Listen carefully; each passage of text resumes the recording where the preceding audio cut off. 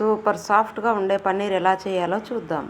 పన్నీర్ చేసుకోవడానికి full cream milk తీసుకుంటున్నాను, litre milk తీసుకుంటున్నాను. ఇప్పుడు 1/2 లీటర్ ముందుగా వేసేసుకుందాము. ఇందులోకి ఇంకొక 1/2 లీటర్ మిల్క్ని కూడా వేసేసుకుందాము. పాలు విరగొట్టడానికి వెనిగర్ వేసుకుంటున్నాను.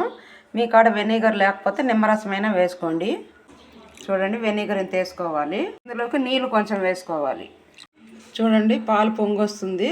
ఇప్పుడు వెనిగర్ కొంచెం కొంచెం వేసుకోవాలి. వేసుకుంటూ ఇలా కలుపుకోవాలి. కొంచెం వేసుకోవాలి.